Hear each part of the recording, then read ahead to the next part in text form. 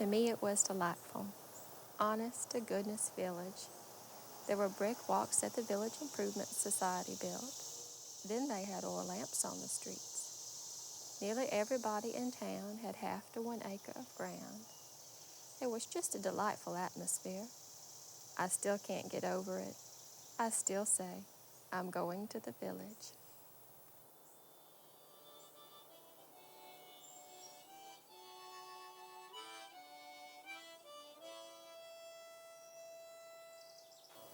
Nearly every street in Falls Church was arched over with trees. You walked under a bower. That's what made Falls Church so attractive.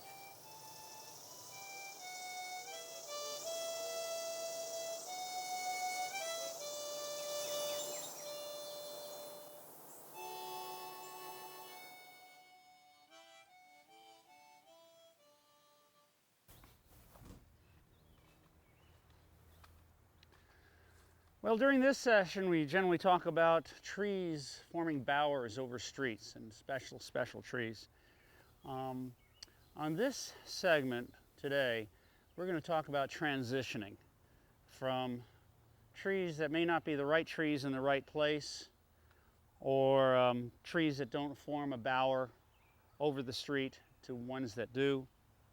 And I'll show my humble abode here, where when we purchased our house about 14 years ago, the former owner had planted a lot of trees, was really good-hearted, wanted a lot of trees, but didn't really know a lot about choosing the right tree for the right place.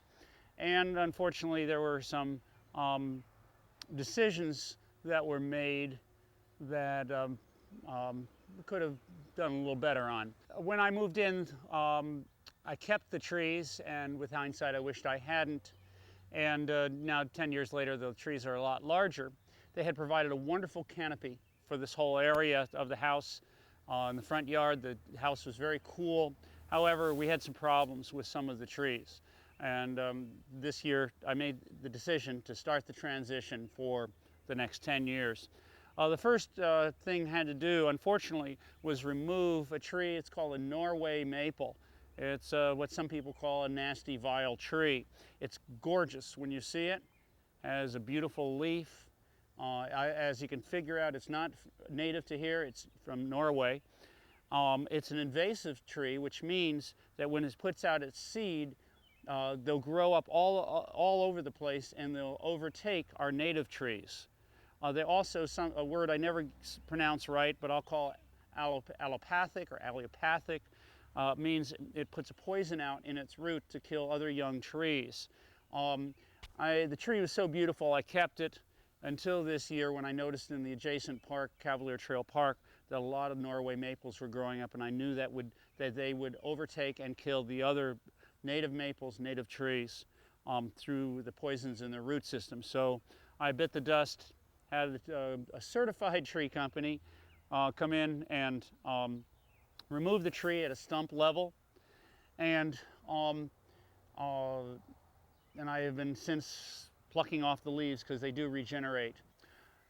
So I had them cut the tree down at about the 10-foot mark, and the reason was in urban environments we don't have literally enough dead wood, and we need more dead wood that's not hazardous to homes and people.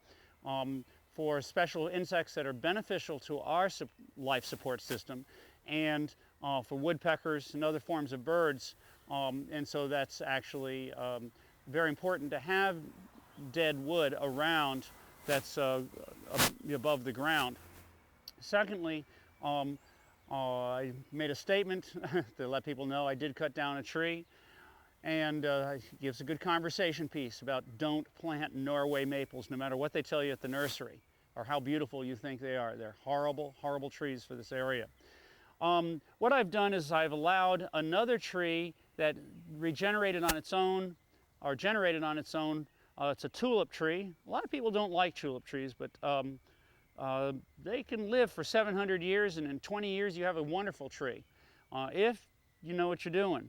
They don't like compact soil. This one grew from a tree in the back, the next yard over, seeded, And letting this grow, this will eventually get up to be about 60, 70 feet tall, and this will be the tree of the front yard.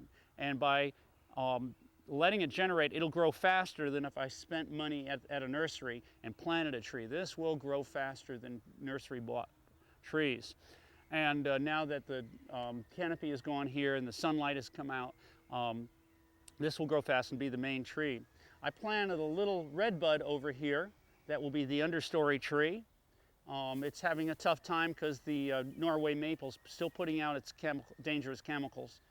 And but it'll, as long as I keep plucking the leaves away that are regenerating from the trunk of the Norway maple, that will stop putting out the poisons, and that redbud will take. I planted the smallest possible tree I can, because when you plant a tree as small as you can, it'll be the strongest possible tree if it survives its infant time. The roots will be very strong in the soil. Another tree that the former owner unfortunately shouldn't have planted was it was a Japanese ornamental cherry. As it sounds, it's not. Of course, it's from Asia, and it's ornamental, and they live about 30 years. People buy them because for 2 weeks a year it comes out with the most gorgeous flower you have, but that's the only benefit. And 30 years later you have a dead and dying tree, which is a very short lifespan. This has fungus all over it. I'm gradually cutting it back. I can't bear to get rid of every tree in my yard right now. I've also planted some understory trees a little too close to where this tulip tree came up, called pawpaw. And pawpaw is a wonderful native tree that will grow under the canopy of this tulip tree. Again, I didn't plant the tulip tree. It came up on its own. It turns out it's a little close to this pawpaw, but they'll both survive.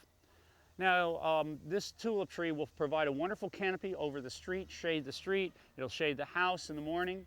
But that'll be about 5 years from now. So this is an investment. It's like a monetary investment. It's like investing in your children, watching them grow, taking care of them. It's the same thing with trees. Another couple of trees that were planted by the former owner, I wish he hadn't, but I'm glad he loved trees, but was the blue spruce. These are on their way out. They are native more to Colorado, but they're not native to here, and they get a spruce mite. So please do not plant any blue spruce. These are gradually dying. What I'm going to be doing is these finally die out. There's 2 of them.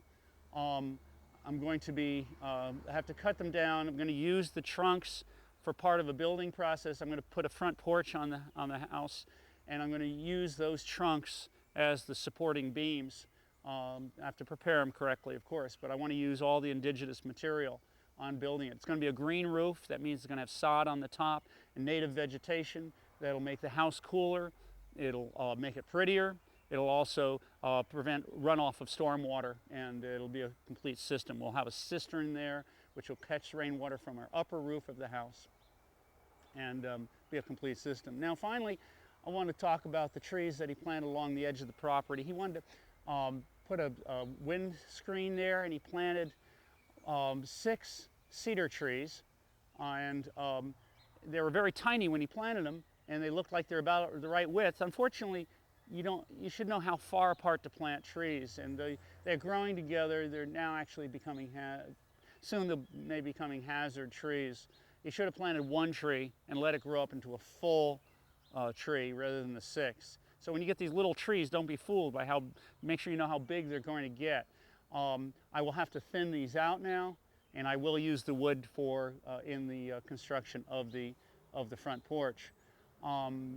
But they're much too close to each other, and there should have been only 1. In the meantime, some of the understory here, I don't have lawn. Lawn's one of the worst things you can put in a yard for stormwater management. We're having water shortages nowadays here, and lawns are high maintenance. The cheapest thing to put in a yard, but the most expensive to maintain, both in your time and in water costs and in financial costs, actually, in the long range maintenance. I have some shrubs here that will grow tall.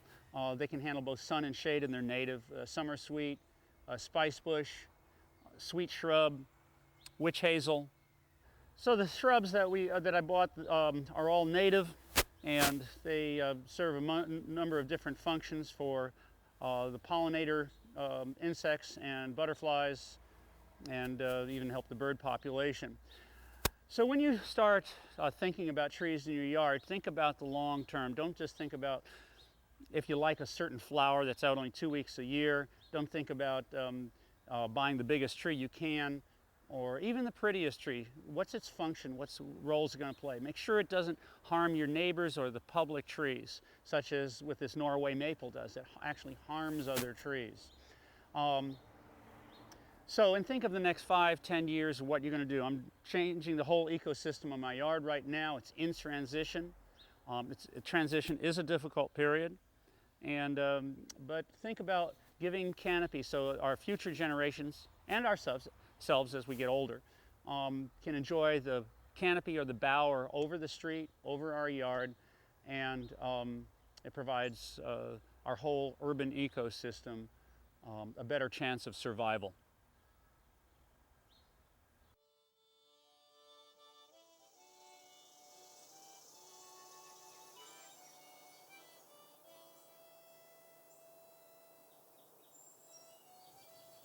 Uncle George used to take me down to Mankin's Notions and Dry Goods, a corner store at Broad in Washington, where the office building is now.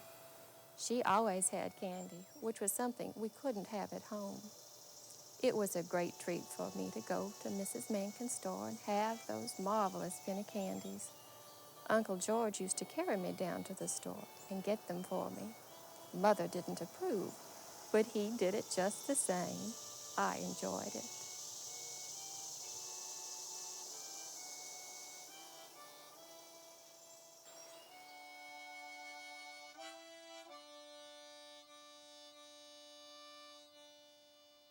Hi, I'm Mike Diener, and we're at 125 North Washington Street.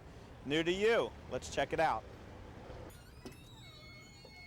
Well, hello, Chris. Hi, Mike. How are you? I'm doing great. Nice to see you. Your store looks great. Thank you very much. Would you like to introduce yourself to the audience and tell us about your store? Sure. My name's Christina Novak, and this is New to You Consignment Boutique. We've been here for 10 years now, right behind Brown's Hardware.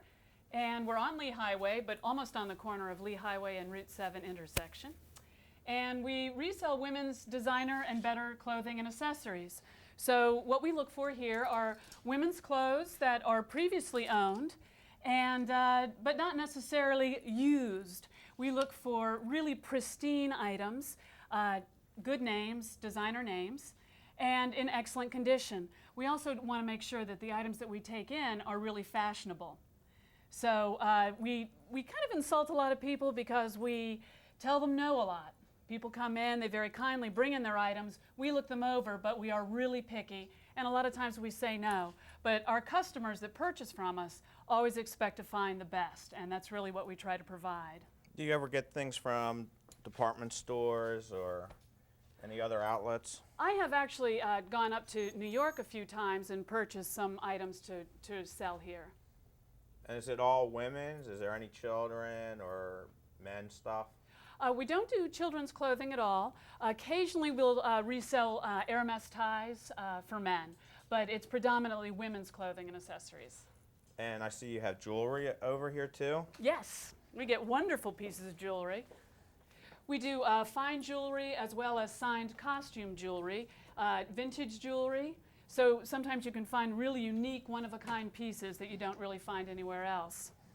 And purses? Yes, a lot of designer purses, watches, scarves, shawls. We have a lot of people that come in to buy presents for people. Really, like accessories? Absolutely. For clothes? Yes. And now, this big cabinet here, is this just because you didn't have room at your house, or? No. This actually belongs to Steve Cram, who was my original landlord. Yeah. A wonderful old piece of furniture. It's gorgeous. Late 1860s, I believe. And now, when you say that you make a lot of people up, you said that a lot of people bring things in and you upset them because it's not up to your quality.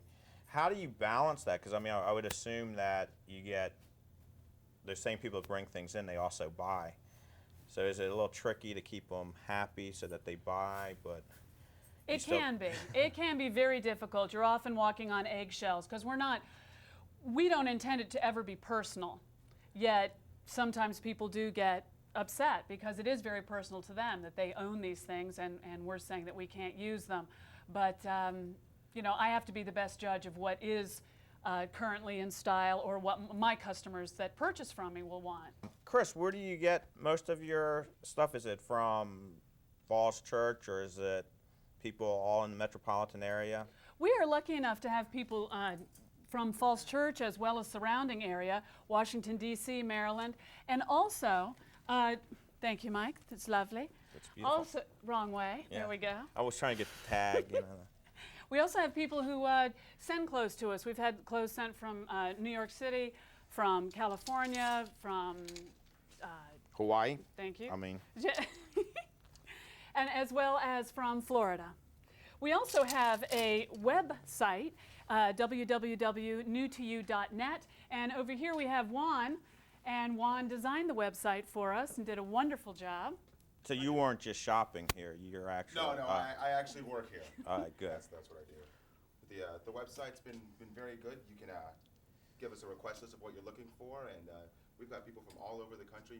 I think we got an email from Iran a little while ago. Worldwide phenomenon, newtoyou.net. It's fantastic. And I hear Absolutely. you have a band. It's time to plug it. The name of the band is the Shakedowns. What kind of music? Wild rock and roll. Here every Monday night? Yeah, in this space actually. So clothes. We move all the clothes. Actually, we put them all on. We go all out. Oh, we better not go there. And sweaters? We resell whatever women wear. But it has to be quality stuff. Absolutely. Now, I'm not going to name names, but I know at least 2 people that have brought their stuff here, and you rejected it. And they were bitter about that. How It do you does balance happen. That does happen. People do get very upset. And we've always tried, I get another hat now?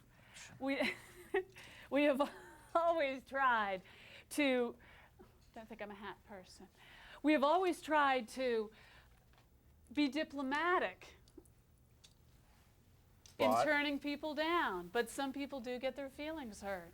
These, I think, Mike, would look really nice on you. Lovely Christian Dior shoes. Oh, the purse is you. So now, do you are the shoes? Do you get things besides from individuals? I mean, do you get like a shoe store or someone saying?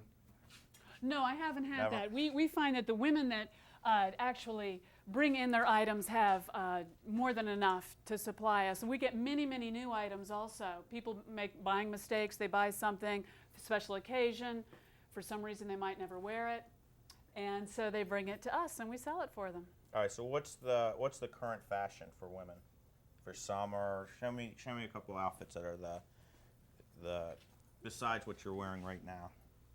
I'm supposed to just grab one? What? Well, we have some lovely displays here, Oh. which we'll show you. Something nice for the office. Maybe a summer wedding that you might go to. Lovely white blouse with a skirt. Oh, and we have a nice wall display of different items. We have items on the wall here, if you want to see, Mike, that are all size 10, ladies'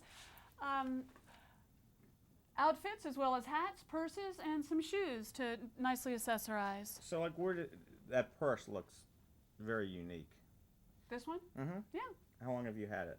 Who brought it in? Who would most likely buy it? Well, almost anybody. Anybody. Sure. With taste. Absolutely, yes. And you have belts, Yes, belts. flags. What else can you contribute, Juan? Anything else you can think of? We're talking about fashion. Yeah. Current trends. Well, like this top here, this Tahari top. It's keeping in with the peasant look that's going on so much, the ruffles and such. But it's not so much of a young look because it's not those those really tiny things. with Little the tiny white ruffles and. it's really tight like a Britney Spears. It's a more. I don't know. It's got the trend, but it's more of a classic look. Mike, what do you think of this for Mike, this hat here? I think I prefer this one. I think I could almost get away with. You look Amish now. Look very I'm plain. thinking. I am thinking. And I've noticed some the pictures. I've seen, I believe, a couple of those in advertisements in the news press. Well, we like to think that fashion is fun, and that is our current ad that we're running at the moment, because we truly do believe that. We have a really good time here. We play wonderful music. People love to hear it. Lots of show tunes and maybe the blues or jazz. We like to mix it up a bit. And we have a good time working. Do you have a newsletter? You send out a We have a newsletter, but we haven't actually sent it out. We put it up on, we hand it out to customers, and we also put it up on our website. If you want to come over here, Mike, I'll show you a few pieces of jewelry that we have and some accessories. Now, do you cover all price ranges? We pretty much do cover all price ranges, and we try to get some really interesting pieces. Here we have a lovely lariat-style black beaded necklace that you would just wrap around your neck. Can't really see it against the black, but. No, doesn't work. And we also have some hand-blown little baby elephants that are from Germany. We also have on order some lucky pigs, which are a very big seller. They're little pink pigs with four-leaf clovers. Any They're very donkeys? You know, No, I this is haven't Falls seen- Church. There's not many elephants in Falls Church. There aren't many Lots elephants? of donkeys. Oh, You don't. You got Don Okay. Byer. well, maybe we'll find some Edna little donkeys Frady. to bring in. Whoops.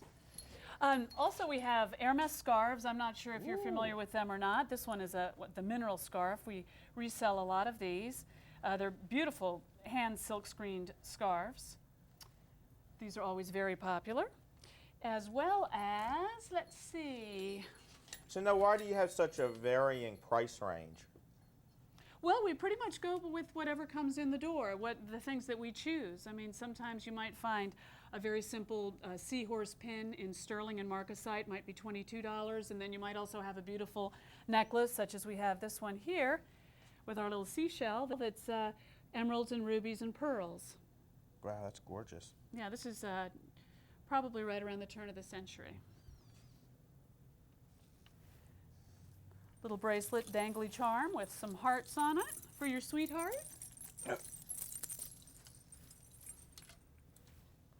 We have some long gowns that we display back here. Here's a vintage gown, which is Pucci. So, Chris, let's. Why don't you try on some stuff? I could be here all day. This could be fun. Well, I appreciate that, Mike, but you know, we actually are closed on Sundays and Mondays, and today is Monday. We're open normally from Tuesday through Saturday from 10 to 5 and Thursdays until 7. But if you'd like to come back on another day when, let's say, we actually are open, I'd love to have you. It'd be really great to see you again. I love the surprise visit. Next time, if you could do it when we're open, it'd be much better. All right. But come on, right out this way. I'll be back Tuesday, 10 o'clock.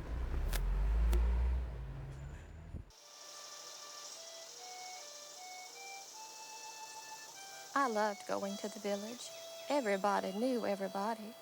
I would say, "Hello, Mrs. Brown," or "Hello, Mr. Hawkshurst," and they would all know me and my kin.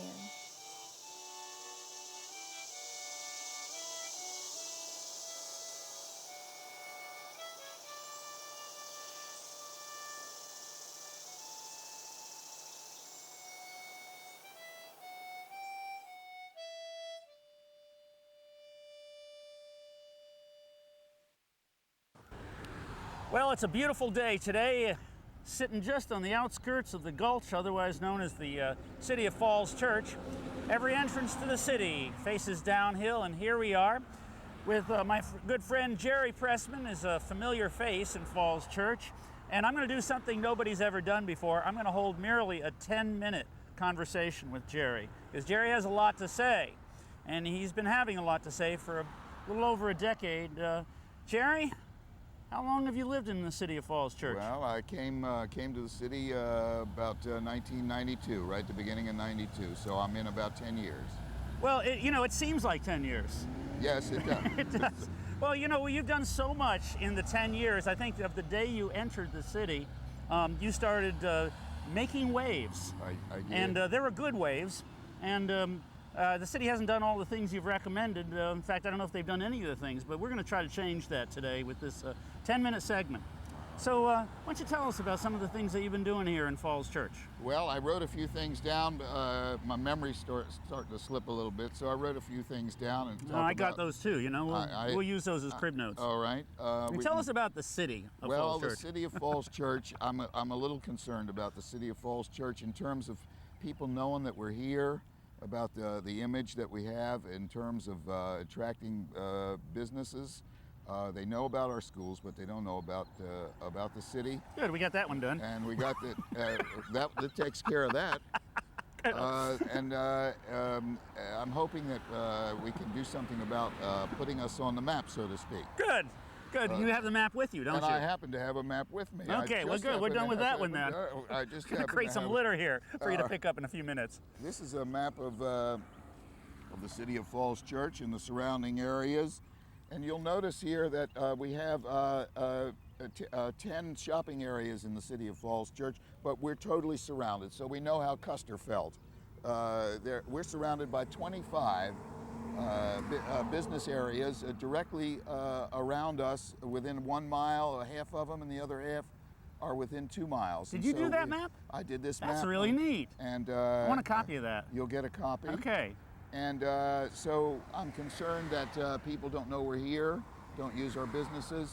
Well, how can we get people to know we're here? Well, we can do a lot of things. Yeah, I bet you. And you have a suggestion. And I'm glad you asked. Okay, and it's right here on the it's sheet. the first thing.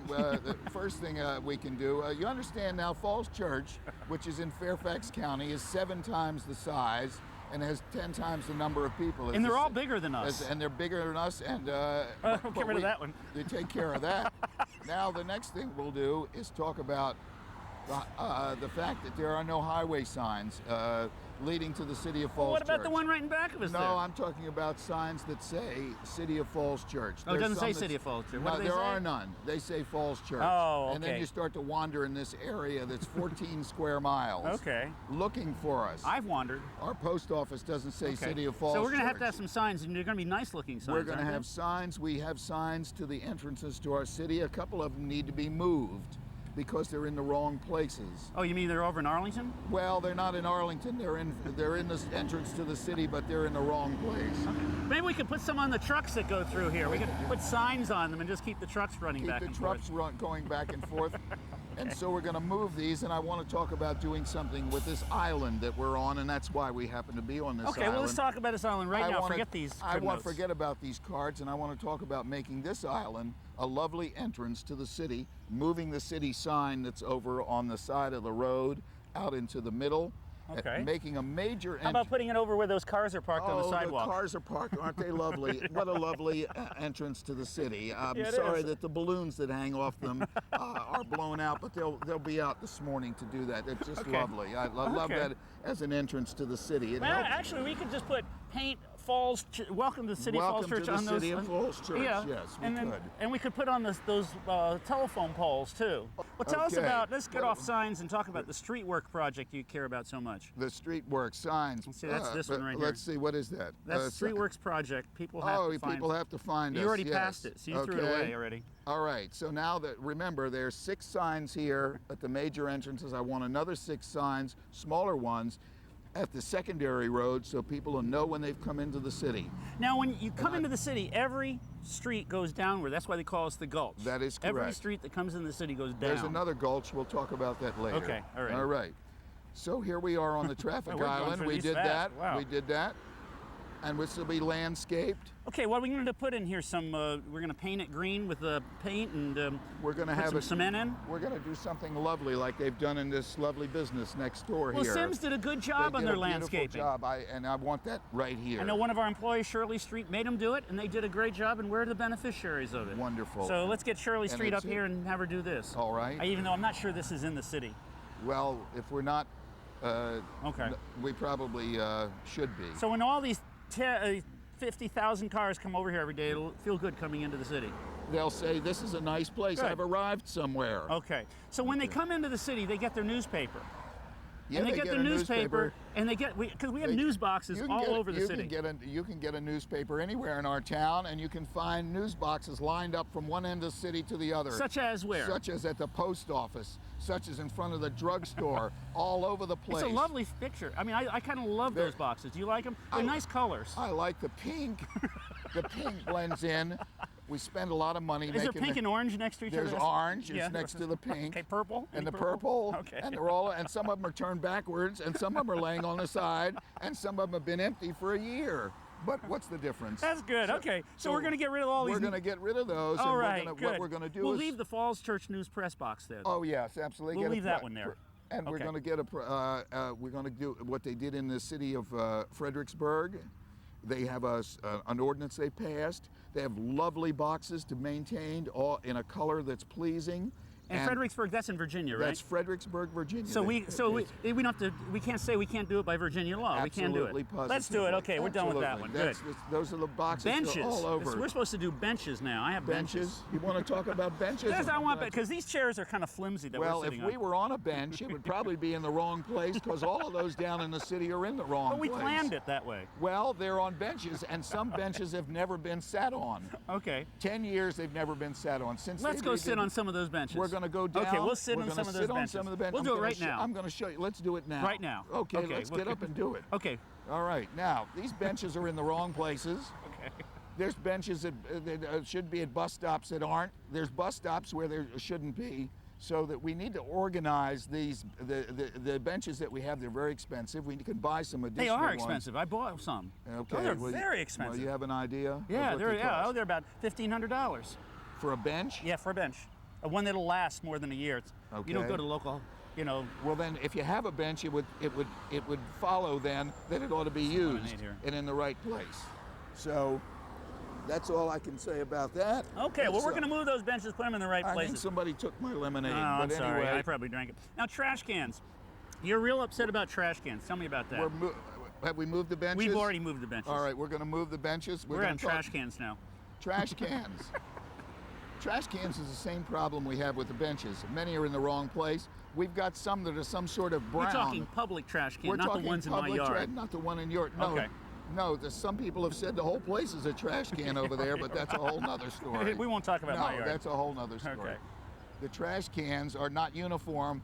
We've got the lovely black ones, and then we've got some brown ones that were here when Abraham Lincoln came through town. I don't know where they got I didn't know he those. liked brown trash cans. Yes, he did. That's but great. those times are past. I thought they were blue. We know that they're brown and they're ugly and they're all in the wrong places. Okay. Well, we got to move on because we are at We the did 10 trash minutes, cans. so we got to We're go at on. 10 minutes. Crooked signs. Crooked signs. We've got crooked signs. Well, our politicians aren't, but No, our no, signs no, no, are. no. Yeah, our sign- signs crooked- are crooked. We have 100 crooked signs, bent this way, this way. 100? We've got at least 100 crooked signs. All we need to do is send a crew out to straighten them up, but it gives a bad impression. I'll help you. You and I go out. We'll do it, okay? And straighten the signs. Let's go straighten some signs. All right. Okay, good. We're going to do that later okay. on. Unnecessary signs. Unnecessary signs. We've got signs all over the place. We've got double signs, triple signs. Don't park, do park.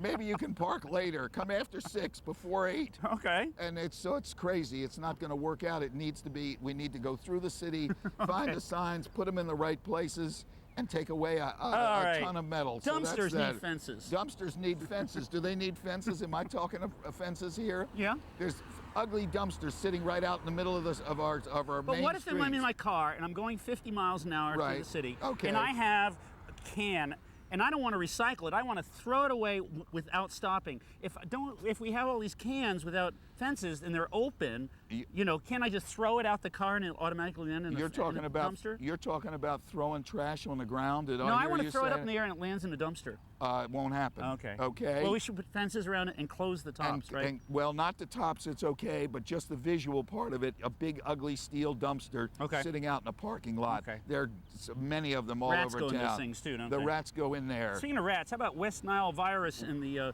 mosquitoes? West and the, Nile virus. You talking about a gulch? We'll show you a gulch.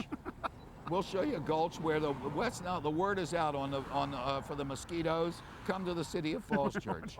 So anyway, Okay. we're hoping we can do something about okay, that. what else do we got? Litter. Litter. You want to talk litter about everywhere. litter? Now I'm going to show we you got how we this get litter litter. here. You're a mess. I'm a man that knows how to get. Well, you take have care a of the litter. special bag and wire holder. You know what You're that is incredible. right there, Dave? Yeah. That's a tomato basket cut down. Okay. You cut that down. You take a plastic bag, 30 gallon. Yeah. You put it inside of that like that. You cover that over like that, and right away you got something to pick up litter. And You get you an easy reacher like this. Don't interrupt me. Don't Okay, interrupt okay, me okay. when I'm doing litter. I get a little you excited. can now pick up some of those and put Now them I'm away. gonna pick these up and I'm gonna put them in here. You understand what I'm saying? Hey, let's go all over town doing Okay. this. Now, We're gonna- I do go all over town. I'm getting sick and tired of it. Okay? All right, so this is what we're doing. This and is you how get these at Brown's Hardware you Store, get right? these at Brown. You're allowed to say that? Yes. All right. It's a positive business image. You get these at Brown's Hardware. You also get the tomato things at Brown's Hardware. You cut it down. You get the go bags all at over Brown's town. Hardware? You get the bags at Brown's Hardware. You get Mr. Brown at Brown's Hardware, and he'll pick the stuff up. This is Jerry Pressman. Okay. The only, the one, the One and only, only. Jerry Pressman. All Thank you, right. Jerry. Thank you very much. Thank you. Call me anytime. Okay.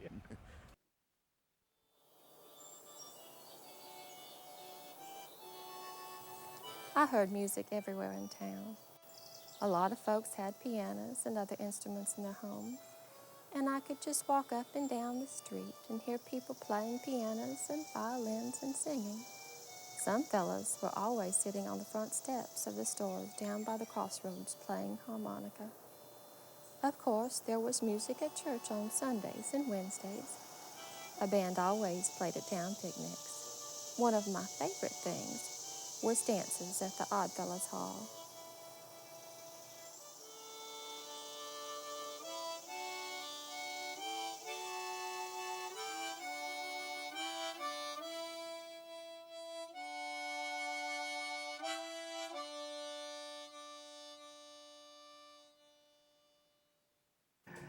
Ladies and gentlemen, there really is music everywhere in Falls Church City, and I have a really neat surprise for you.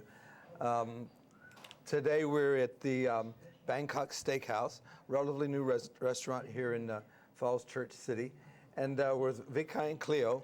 I'm going to pronounce their last name Siribangkat, correct? Yes. Siribangkat. We really community-oriented restaurant. That's what we have. We have, all kinds of programming in the future to have here. Besides the good food, steaks and Thai food, and vegetarian dishes, exclusive vegetarian dishes, and American kids menu, which most Thai restaurants don't have. You see music videos. I think I was just hearing Louis Armstrong. You have a Jimi Hendrix table.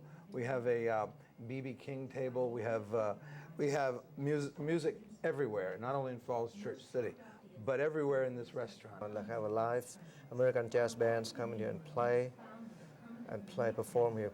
Chai, why jazz? Tell me about the Thailand and how you got interested in jazz music. Well, jazz in Thailand is very popular, and I like it a lot when I was a kid. Now, but first I like the compositions by the Thai king, His Majesty, the Bhumibol Adulyadej, the Thai king, and he has a lot of popular compositions in Thailand. He played all year round. And then I like that a lot, and then they came here to America, and I just like jazz myself. I play some jazz tune and blues and stuff. Have you heard the King of Thailand perform? I heard it on videos and stuff like that. Oh, on, yes, yeah. on video. Well, sometimes we show the king playing, throughout the dinner. Yeah, we have Really? He's that. very gifted. Matter of fact, he was born in Boston, Massachusetts. You're kidding. Yes. You know, it's amazing how little we know outside our own borders here. But Thailand, of course, I guess has adopted or has loved American music for a long period of time, and I welcome it. I think it's a wonderful idea.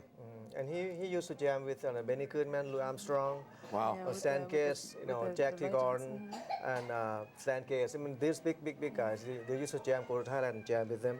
Some people have some question about why jazz in the Thai restaurant. So they really have to make it very short. Like, we use jazz as a music, as a theme, jazz and blues music as a theme for this restaurant. That because we play music, I like jazz and blues a lot. I play some blues myself, And the regular steaks we have in this country, kind of, with Thai people think it's kind of a little bland. So Yeah. we jazz it up by Thai spices Right. and seasonings and so on. And we use a jazz. That's why we use jazz as a theme. Jazz up the steaks. That's makes it- really clever. Well, I mean, everything that I've ever enjoyed here has a distinctive taste, and it's unusual. This is a Thai tea, Thai iced tea. Thai iced tea. The Bangkok Steakhouse is available for meetings, for small office groups, for special performances, and I wish you could enjoy the atmosphere throughout. I mean, it's large. It has two very large rooms from back of the street to the front. The location is very convenient. I don't think I mentioned it's 926 West Broad Street, right across from the Old Foxes Music Company. And for my part, I want to welcome you to Falls Church. Thank you very much. Thank you. Yeah.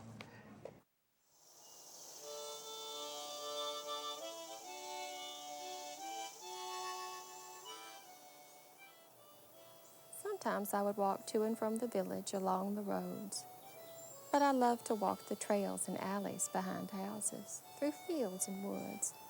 It just seemed more special.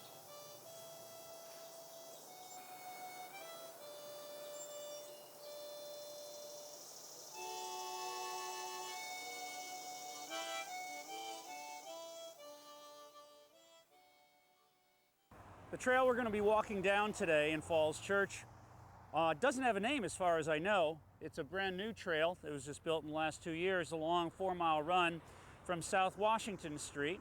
And it's right next to the City of Falls Church and Arlington's Fire Station number 6. And we're going to be walking upstream from South Washington Street, also known as Lee Highway, up toward Little Falls Street. You'll see here the sign you can see as you come over 66 from Arlington. Also the Chesapeake Bay Partner Community sign that the city was awarded for some of its water programs we did here, water protection programs. But as we walk up the trail here, it's a gravel trail that was built. There used to be a fire station right here, and it was in the floodplain, and every time it rained hard, the water would literally flood right through the firehouse. We were hoping that the firehouse was going to be built up on higher ground, but a townhouse development precluded that in the early 90s. And so they were forced to build the firehouse, rebuild the firehouse in the floodplain again. They had to build up dirt. And in order to allow for the water to remain in the channel rather than flooding the firehouse, they had to open a pipe. And we have some excellent footage here of how that was done. It's called daylighting. And it's an innovative process to undo some of the damage we've caused to streams in the last, maybe 50, 60, 70 years. By daylighting this stream, it is now exposed, as they say, to daylight, which has good elements and bad elements. One is it kills the E. coli bacteria in the stream, allows life to regenerate. Unfortunately, what we want is shade from the trees, so it's like a spotted daylight, because this now, today is a code orange day. Yesterday was code red for pollution and heat, and the water gets so hot down there that it cooks any life that's in there. It can get 90, 95, 100 degrees, and aquatic life can't live in there. We have a nice bird cooling off there in the stream right now, but the basic critters that clean up the stream life can't do it. As we walk along here, you'll notice some of the native trees that were planted, the sycamore tree, here's a redbud tree, we have a red maple here. They have to be set back just enough so that when the water rushes through here during a storm, that it doesn't tear the young trees out, because they just have their little root balls. They're not firmly rooted.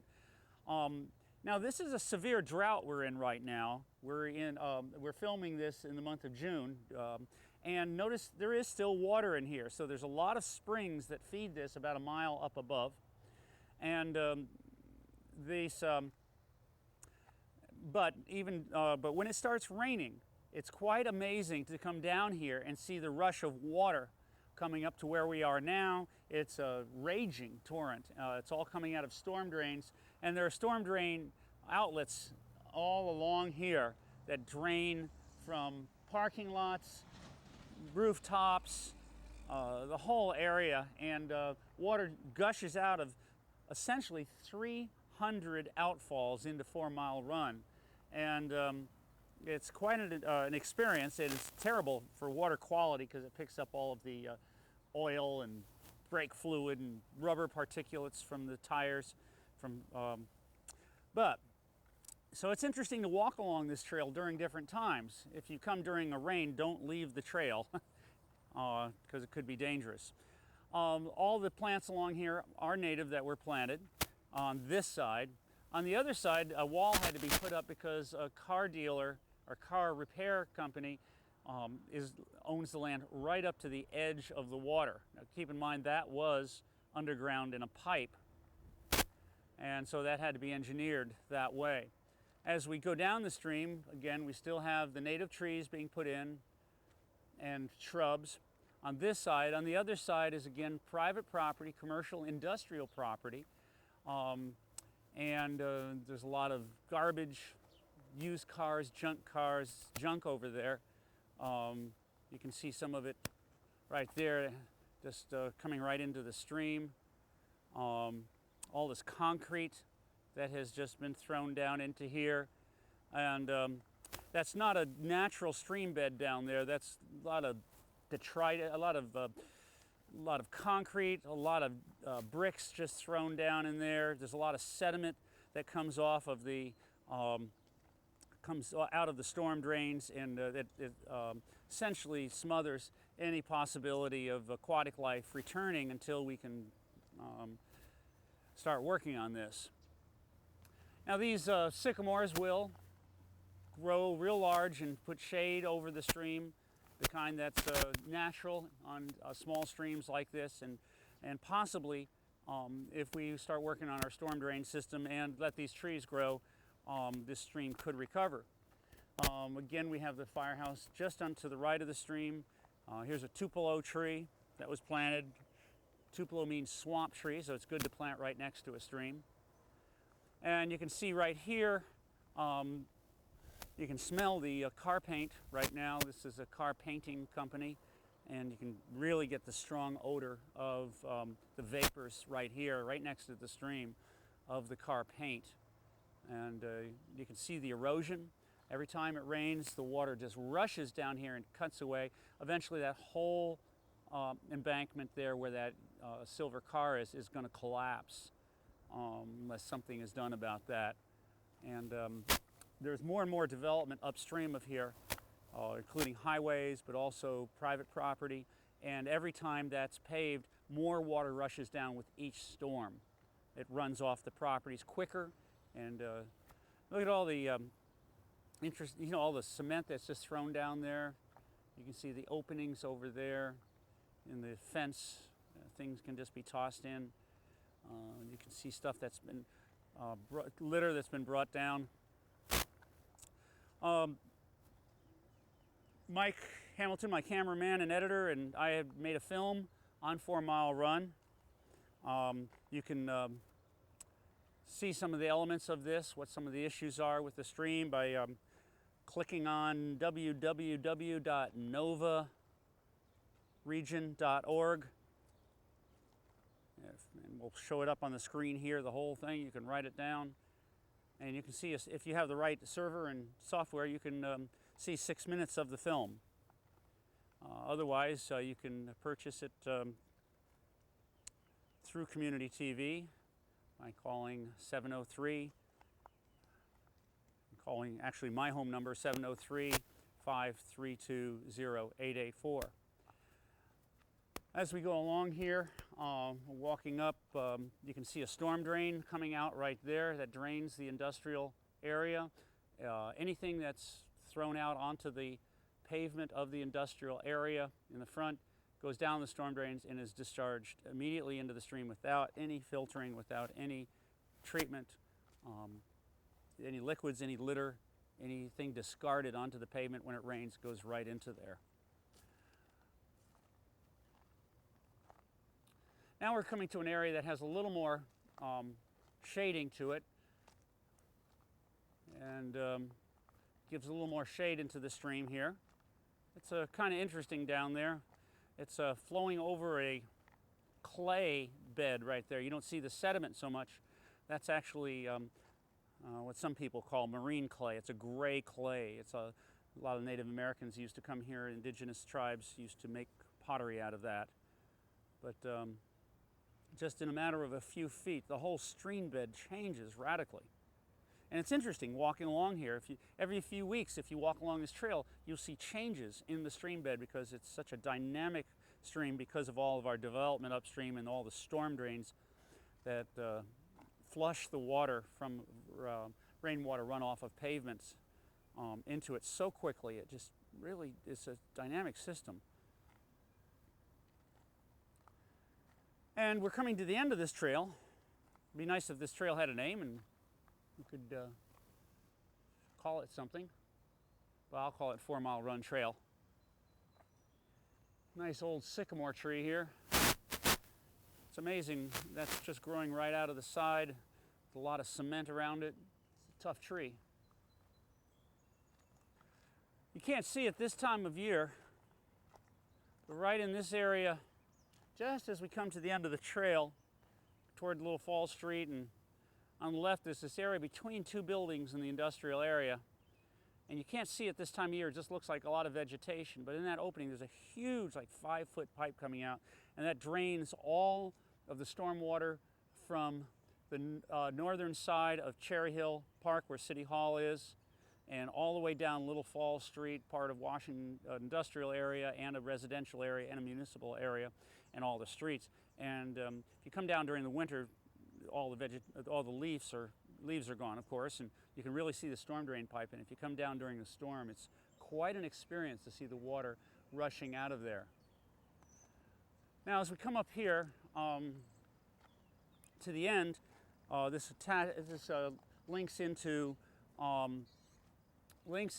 the Little Falls Street. But you have to be careful when you come out onto the road because fire engines, and there's just now a police car come roaring past, and so you have to watch yourself. It's a little, what I would call unsafe, coming around this corner.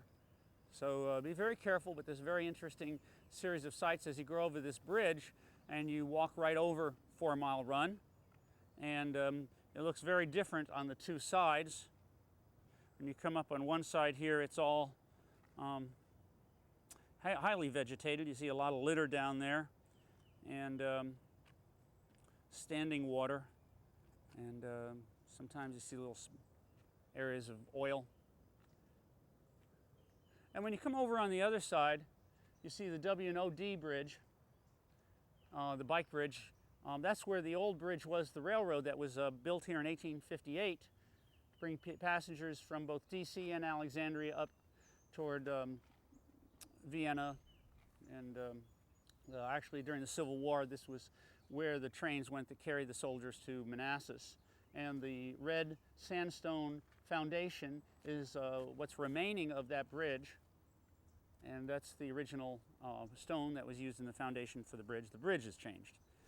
And this has all been channelized, engineered to hold the water during heavy storms so they could build the townhouses in back of it. That's again where we wished that the firehouse had been built. It would be in higher ground, and we could have had a better recovery of the stream if that had occurred. But so be it. Well, this is the 4 Mile Run Trail you can walk on. I encourage everybody in the area to do this. It's one of your best ways of looking at 4 Mile Run. And whether it's in dry, drought, orange and red code days like that today, or if it's during a storm. But if it's being a storm, don't go near the water.